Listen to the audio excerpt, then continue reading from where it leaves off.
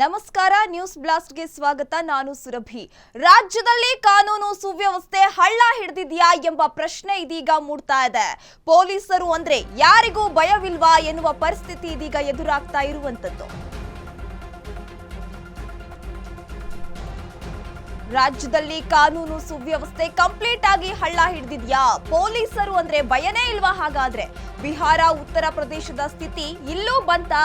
ಕಾನೂನು ಪೊಲೀಸರು ಅಂದ್ರೆ ಜನಗಳು ಡೋಂಟ್ ಕೇರ್ ಎನ್ನುವ ಮನೋಭಾವಕ್ಕೆ ಬಂದಿದ್ದಾರೆ. ಕೀಚಕರು, ದರೋಡೆಕೋರರಿಗೆ ತಕ್ಕ ಪಾಠ ಹಾಗಾದ್ರೆ ಕಲ್ಸೋರು ಯಾರು ಇಲ್ವಾ? ಕ್ರೈಮ್ನಲ್ಲೇ ಉತ್ತರ ಭಾರತವನ್ನೇ ಮೀರಿಸುತ್ತಾ ನಮ್ಮ ಕರ್ನಾಟಕ ಎನ್ನುವ ಪ್ರಶ್ನೆಗಳು ಇದೀಗ ಉದ್ಭವವಾಗ್ತಾ ಇದೆ. ರಾಜ್ಯದಲ್ಲಿ ನೋಡ್ತಾ ಇದ್ರೆ ಕಾನೂನು ಸುವ್ಯವಸ್ಥೆ ಹಳ್ಳ ಹಿಡ್ದಂಗೆ ಕಂಡು ಬರ್ತಾ ಇದೆ. ದಿನದಿಂದ ದಿನಕ್ಕೆ ಏನು ಒಂದು ದರೋಡೆ ಪ್ರಕರಣಗಳು ಇರ್ಬೋದು ಅಥವಾ ಇನ್ನಿತರ ಕಳ್ಳಕಾಟ ಜೋರಾಗಿ ಕೇಳಿ ಬರ್ತಾ ಇದೆ. ಬಿಹಾರ, ಉತ್ತರ ಪ್ರದೇಶದ ಸ್ಥಿತಿ ಹಾಗಾದ್ರೆ ಕರ್ನಾಟಕಕ್ಕೂ ಬಂತ? ಅತಿ ಹೆಚ್ಚು ಒಂದು ಕಾನೂನು ಸುವ್ಯವಸ್ಥೆ ಹಾಳಾಗಿರುವಂತದ್ದು ಬಿಹಾರ, ಉತ್ತರ ಪ್ರದೇಶ. ಈ ಕಡೆ ನಾವು ಇಷ್ಟು ಬಾರಿ ಕೇಳ್ಕೊಂಡು ಬರ್ತಾ ಇದ್ವಿ.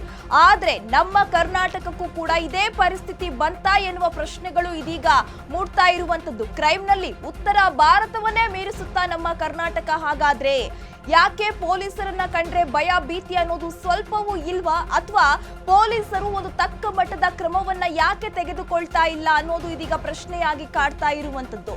ಬಿಹಾರ, ಉತ್ತರ ಪ್ರದೇಶದ ಸ್ಥಿತಿ ನಮ್ಮ ಕರ್ನಾಟಕಕ್ಕೂ ಬಂತ? ಹಾಗಾದ್ರೆ ದಿನದಿಂದ ದಿನಕ್ಕೆ ದರೋಡೆ ಪ್ರಕರಣಗಳಾಗಿರ್ಬೋದು, ಇನ್ನು ಇದೇ ರೀತಿಯ ಅಹಿತಕರ ಘಟನೆಗಳು ನಡೀತಾನೆ ಇದೆ. ಆದ್ರೂ ಕೂಡ ಯಾಕೆ ಪೊಲೀಸ್ ಇಲಾಖೆ ಕಣ್ಣನ್ನ ಮುಚ್ಕೊಂಡು ಕೂತಿದೆ ಅನ್ನುವ ಒಂದು ಪ್ರಶ್ನೆಗಳು ಇದೀಗ ಕಾಡ್ತಾ ಇರುವಂತದ್ದು. ಕ್ರೈಮ್ ದಿನದಿಂದ ದಿನಕ್ಕೆ ಹೆಚ್ಚಾಗ್ತಾ ಇದೆ, ದರೋಡೆ ಪ್ರಕರಣಗಳು ಹೆಚ್ಚಾಗ್ತಾ ಇದೆ.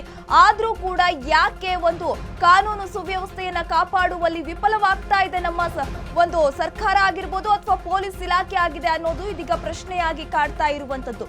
ಸಾಲು ಸಾಲು ರಾಬ್ರಿ, ಅತ್ಯಾಚಾರ, ಲೂಟಿ, ಪುಂಡಾಟಗಳು ನಡೀತಾನೆ ಇದೆ.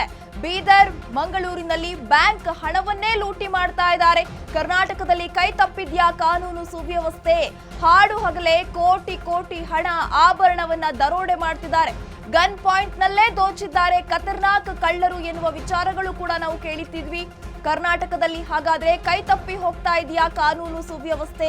ಸಾಲು ಸಾಲು ರಾಬರಿ ಪ್ರಕರಣಗಳು ಇದೀಗ ದಾಖಲಾಗ್ತಾ ಇದೆ.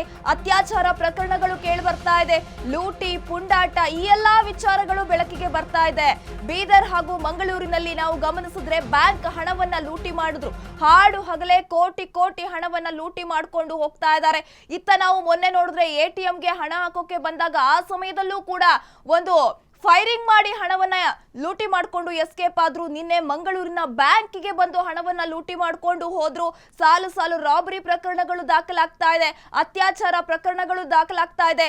ಲೂಟಿ ಮಾಡ್ತಿದ್ದಾರೆ, ಪುಂಡಾಟ ಮೆರೆತಿದ್ದಾರೆ. ದಿನದಿಂದ ದಿನಕ್ಕೆ ದರೋಡೆಕೋರರ ಸಂಖ್ಯೆ ಹೆಚ್ಚಾಗಿ ಹೋಗ್ತಾ ಇದೆ. ಇಷ್ಟೆಲ್ಲ ನಡೆದ್ರೂ ಕೂಡ ಏನ್ ಮಾಡ್ತಾ ಇದೆ ನಮ್ಮ ಸರ್ಕಾರ? ಯಾಕೆ ಒಂದು ಕ್ರಮವನ್ನ ತೆಗೆದುಕೊಳ್ತಿಲ್ಲ? ಅಥವಾ